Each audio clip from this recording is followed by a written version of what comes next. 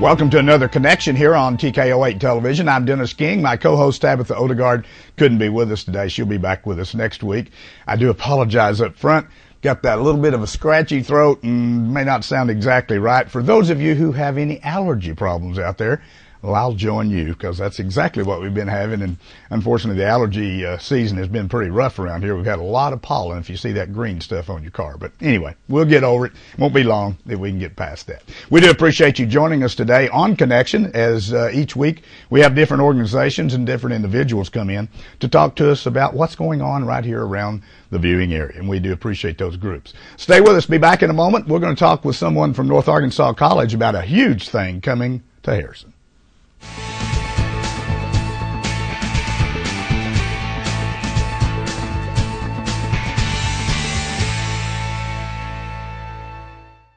Planting a garden, decorating a patio. Need a decorative or fruit tree? Well, stop in at Camp's Plants in Harrison. At Camp's, you'll find a huge selection of heirloom tomatoes and pepper plants, beautiful hanging baskets, mixed patio pots, trees in several varieties, perennials, and much more, all at the best prices in the area. Don't forget to ask about their daily specials, too.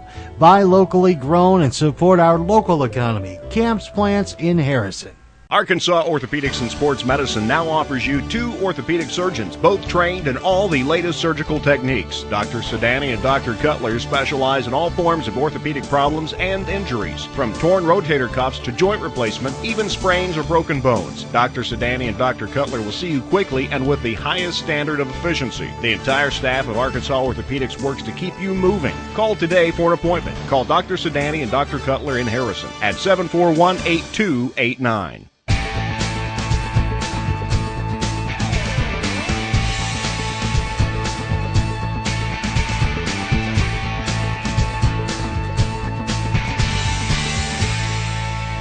Back on Connection here on TKO8 Television. Our first guest in the studio today is Stacy Klott. Stacy, thank you so much for being with us from North Arkansas College. Stacy is the athletic director and the head girls basketball coach. Boy, exciting things been going on at North Arkansas College. Yes, there are. We've been following you there. Let's talk a little. We want to talk something specific here toward the end. It's a very exciting thing coming up. But Pioneer Athletics, it's come a long way in the last 10, 15 years. And we've always kind of had to struggle here because we don't have dormitories for our athletes. And scholarships. Now, we give scholarships in what programs? Men's and women's basketball. That's the only thing they do. Baseball and softball, they do not have scholarships. It's just they play. Through the years, isn't it difficult for us to compete sometimes with some of the other schools that you go up against as far as competition-wise and getting those athletes to come here? We do run into that every now and then where we have some student athletes who get better offers where they can have everything paid with dormitories and also cafeteria plans where they can eat. So it is definitely a challenge, but for the most part, we've been handling it pretty well. Your draw of athletes in here, in particular, let's just talk about women's basketball and men's basketball in particular. Do you tend to, through the years, have you branched out? Are you getting more athletes coming in from further distances? I mean, maybe early on where you more was local athletes, or is it a pretty good mix? It's a pretty good mix. Every now and then we'll get student athletes from out of the, our general area, which is about a 3 or 4 hour radius. But we've had some before from Oklahoma and Texas, and we've even had some from as far away as New York in the men's program. So we definitely like to get the local kids, but as well we need to find players that maybe don't come from this general area. Right. Well, it's great for some of for the local athletes around the area, from schools around the viewing area. Let's say if those athletes are good enough and they can go to North Arkansas College, not only from the athletics part of it to expand and hopefully go on to the next level, but also academically, it really gives you a jump start at a junior college to get ready for that 4-year school and whatever your endeavors may be. Which I really am so proud that we have that here. Let's talk about some of the big improvements at Pioneer Pavilion. Oh my gosh, I happened to see the new floor not too long ago, but you've done a lot more than that. Why don't you update us? Yes, 2 years ago we added new bleachers to the gym. The old bleachers were wooden and red, and then the new bleachers are now half of them are chair back.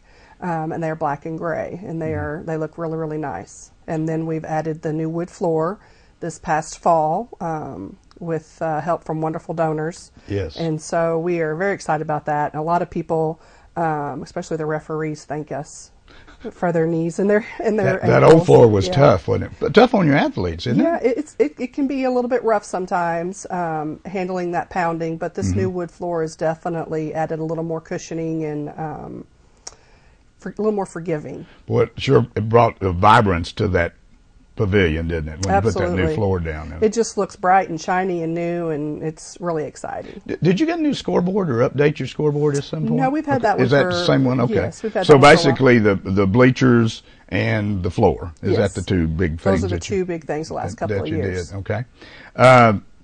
Well, let's get into it. Got a press release from Dr. Elliott about what's going to be coming to Harrison, and it's a huge event, and actually it's something that not only the college can be proud to say that they acquired, but the community itself. Why don't you talk about it a little Absolutely.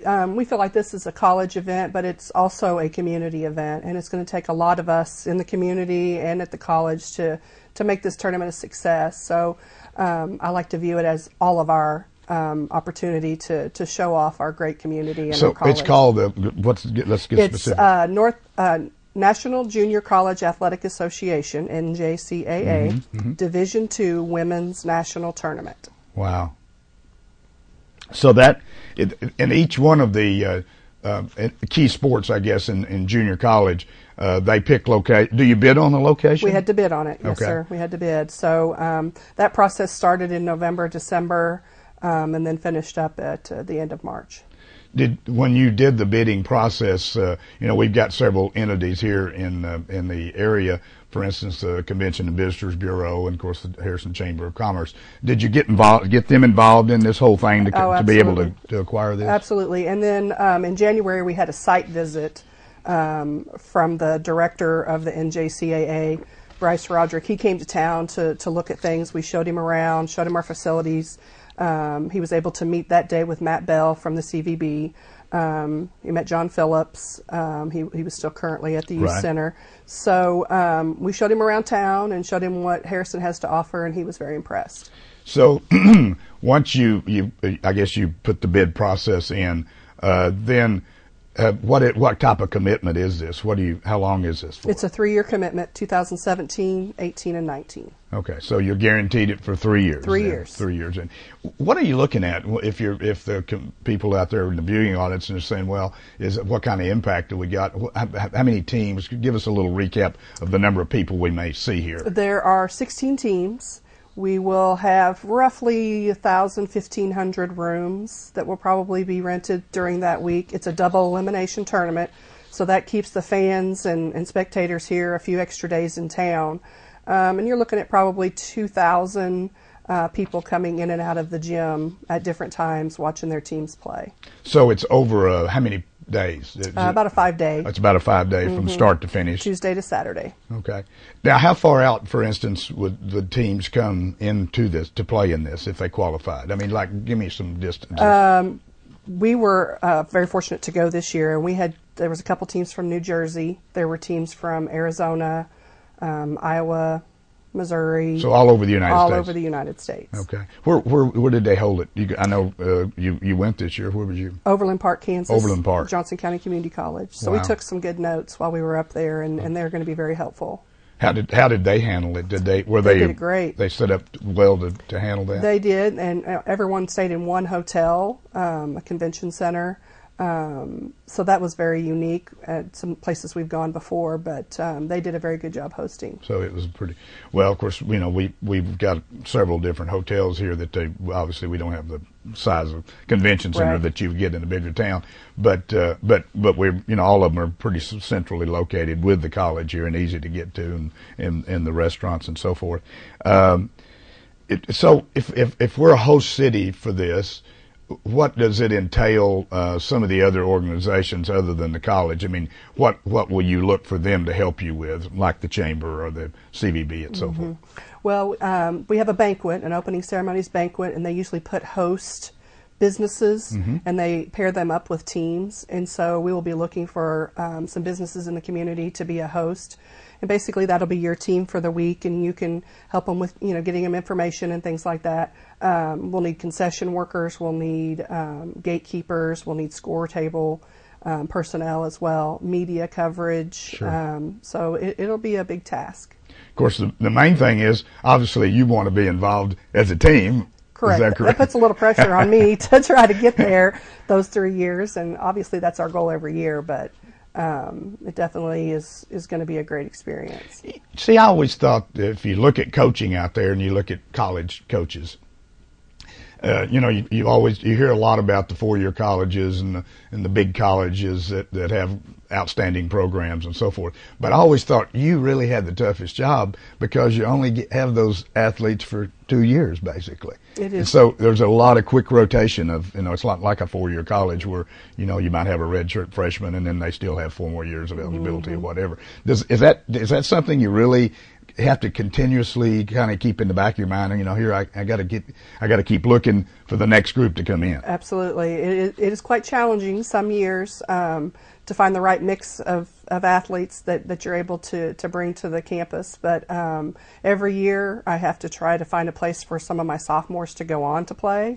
And then I have to bring in a whole new group as well. So there are some times in the late spring and we're pretty busy trying to do both those jobs. So I have noticed through the press releases that you've been fortunate to, over the years, past several years particularly, that you've been able to pick up some good local athletes to put in the program, and likewise you've been fortunate to be able to place some of your second-year players into the next division, or to move up to the next level. Yes, we've had some great opportunities to have some really good athletes. This area has a lot of really good student athletes, and they've benefited from coming to North Ark and getting their degree, and we help them go on and find a 4-year, which is great. We've got a couple minutes left. What's your expectations for this coming year? What's it look like up there for your program? It looks very good. It looks very good. I've got several kids already signed, several local kids coming.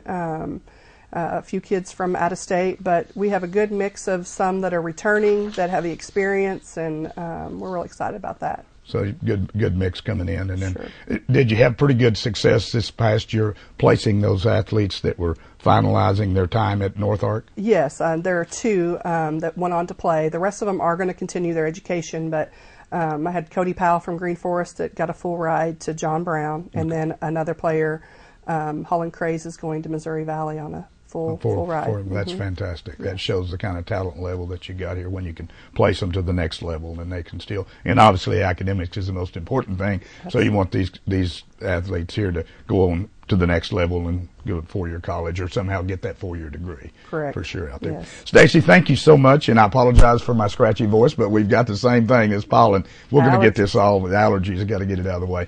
We do appreciate you coming in. What an exciting thing coming up here beginning in 2017 with the National Championship coming to Pioneer Pavilion, and of course you being the athletic director, you'll be right there on the whole scheme of things, making sure everything goes together good. But you've got a great program up there, and you do a fantastic job. And we're so lucky to have North Arkansas College here.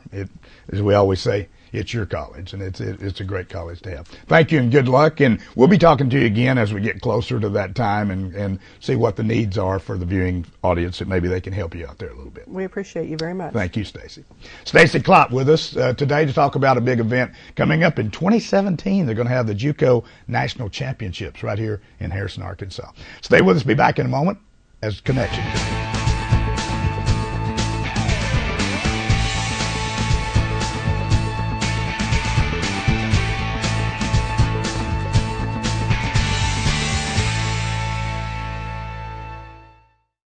When you support a locally owned pharmacy, you're contributing to the growth of the community. The dollars you spend stay right here to support our local community. Health Mart pharmacies are locally owned pharmacies. There's one right here. Health Mart pharmacists have a personal commitment to their communities because, just like you, they support their community. Health Mart pharmacies are locally owned and hometown proud. Harrison is a Health Mart town. Sam Alexander Pharmacy on the square downtown. Health Mart, caring for you and about you. Hi, this is Jim Fitzgerald of Community First Bank. And we have a variety of home loan options that are sure to fit your financial needs. From 100% financing rural development loans to VA loans for veterans to FHA loans with low down payment options, your locally owned hometown bank has the right home loan for you. Community First Bank, where it's all about community. Member FDIC and an equal housing lender.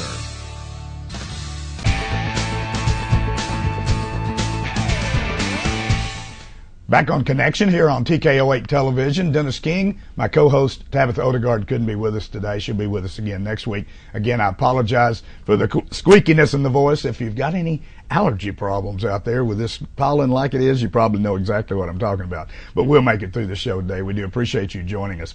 Our next guest on the show today is Cindy DeWitt, and she's with Health Resources of Arkansas. Cindy, thank you so much for being with us. We appreciate it very much. And why don't you just maybe start off with kind of a general overview of what the Health Resources of Arkansas is all about, so people that may not know anything about that. Health Resources of Arkansas is the community mental health clinic in the area. We provide several services, counseling services to adults and children, substance abuse, therapy and treatment for that, and just a variety of services. But one of the services that we provide is the Therapeutic Foster Care Program, and that's what I'm here about today. Okay. You're located where? Where's your location? Highway 7 South. Okay, you're out there where there used to be a sporting goods place there. Yep, exactly. Okay, yeah. Right past Southern Hills entrance there. Yeah. On the left out there. Okay, very nice. Okay, that's a nice building out there. It is. So you are a federal program or a state program? It's a state program. Your state, so your funding comes from We work through DHS. DHS, okay. And it's funded through DHS. We work with them to provide the Therapeutic Foster Care Program, which is a higher level of treatment than traditional foster care would provide children. Okay.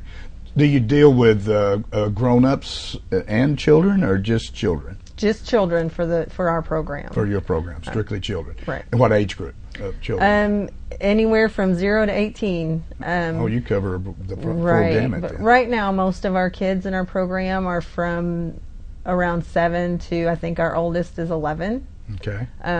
But our parents get to decide what age group they work best with. Okay. Well, okay. Kind of want you I have a little bit of understanding about it, but some people out there may not. Why don't you kind of walk us through? Okay, how does it all start? Where do you get where's the children, their names come from, and so forth? Through we get DHS? referrals from DHS. We get about 35 to 40 referrals a month, and we only have 10 homes right now. So we desperately need more homes, more therapeutic parents to come forward and get their homes opened up. But we get the referrals, and then I go through the information and hopefully find a match if we have room in our program. If not, then they're put on a waiting list. Okay. There are about 12 other therapeutic foster care programs in the state. So, but even with all of us working to try to place kids, we still have a lot of children waiting. So is it because what you need? Let's say our viewing audience out there, you need volunteers. You need parents. We need parents to become therapeutic foster parents. Okay. Okay. Now, it is a paid position. It is a paid position. Right. It's considered. You get compensated. The child gets a check. Gets money for their support, and then the parent gets a difficulty of care payment. Okay. Well, how do you go through the process of qualifying these parents? How would I become a parent? How would I do this? We would walk you through the whole process.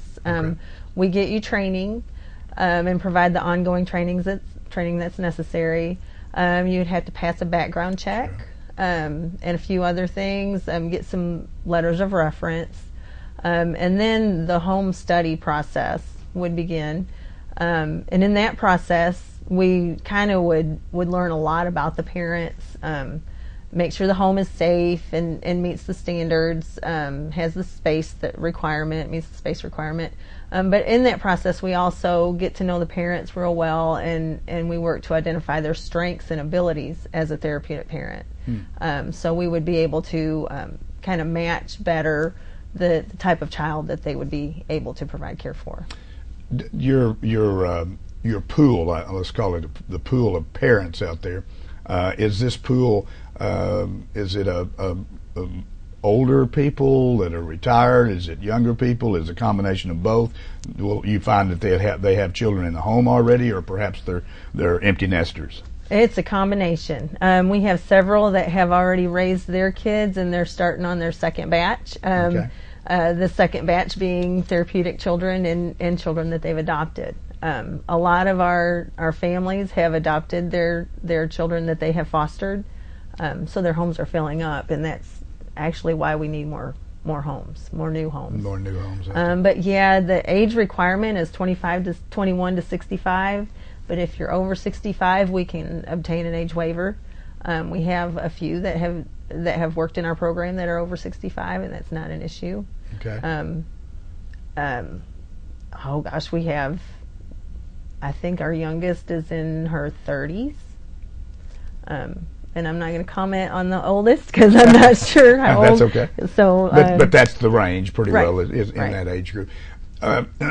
Is there a commitment as to how long once I sign up for this program? Is there a commitment how long I have to stay in the program, or can you go out any time? Right, you can get out of the program anytime you would like to. Okay. The commitment per child, we've had them in our program as short as 4 months and as long as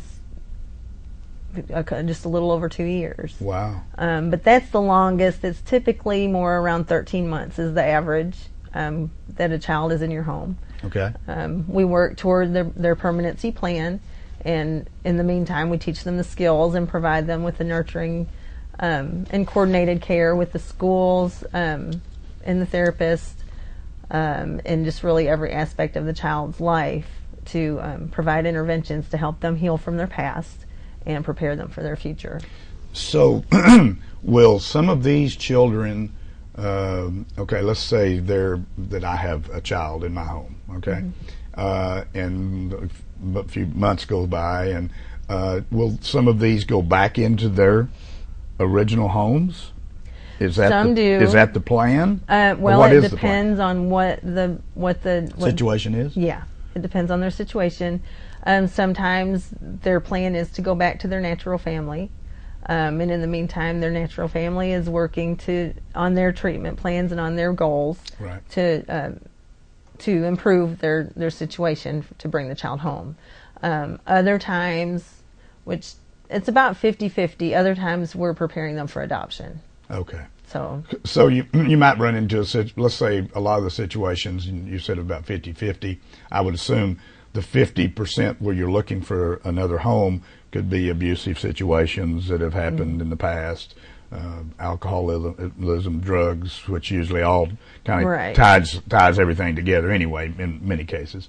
But so, or some situations where the parents have gone and gotten help themselves, as you mentioned, maybe rehabbed or whatever, and then they're ready to be more responsible parents, and they would go back into that family house. Right. So is that the way it kind of works? That is exactly how it works. Okay. In our therapeutic program, a lot of times when the children come to us, they have been through several placements already, and so it kind of provides a more intensive treatment than traditional foster care would. A lot of our children have been severely traumatized and present some pretty extreme behaviors. But the thing with that is we provide the training and the support to help each parent through if they're having a hard time with their kid. And I'm on call 24/7. There's other support staff that are available for different issues that might come up. Wow. So That's great. Well, so other agencies out there, for instance, you've got CASA and some of them. So are you all pretty well intertwined in this network of, because you're doing a lot of the same things, so to speak? Yes, we work closely with CASA. The therapeutic parent is considered part of our treatment team. Okay. So they are involved in a lot of the decision making and working with the schools, with CASA, with the courts, with DHS, frequently with the birth parents. Yes. And also with the adoptive parents when that's the case. Okay. So. Like out at your Health Resources of Arkansas there, do you have several staff members on hand there like yourself? Is there several of you that are doing? Yes, we have a mental health paraprofessional that visits in the home weekly or every 2 weeks to help with the child and help the child use the skills that they have learned in therapy for anger control or social skills or whatever it is that the therapist is working on with the child.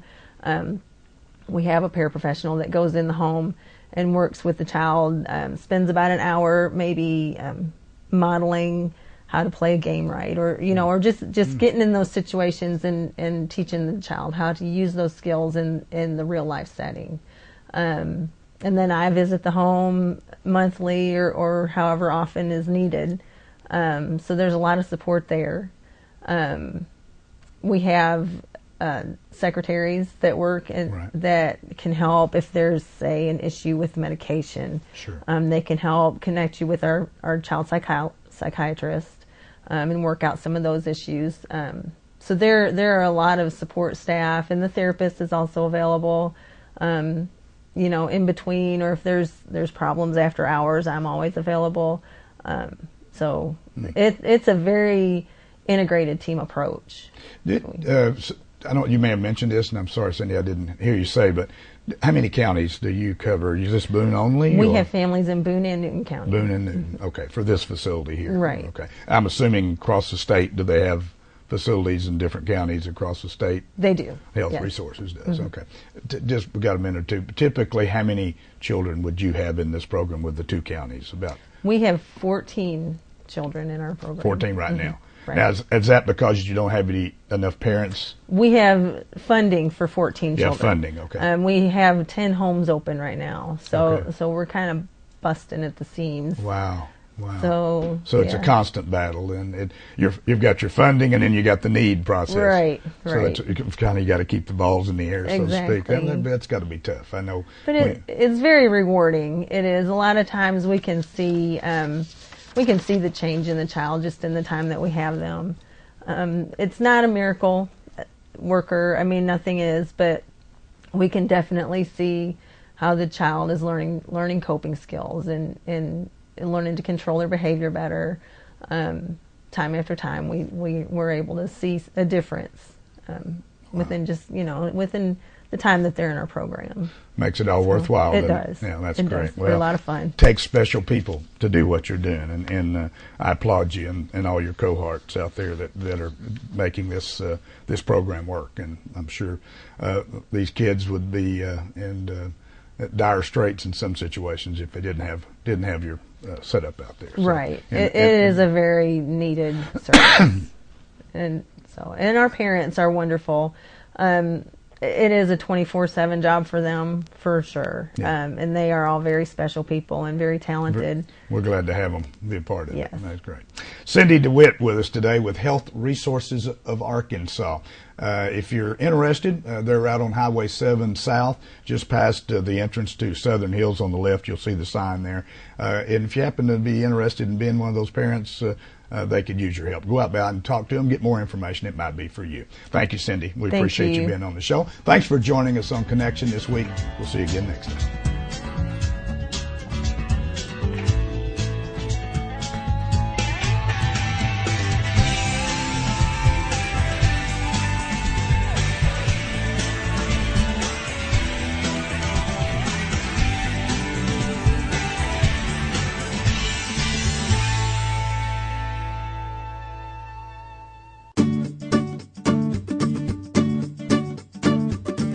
We should always remember to have a working smoke detector where we sleep.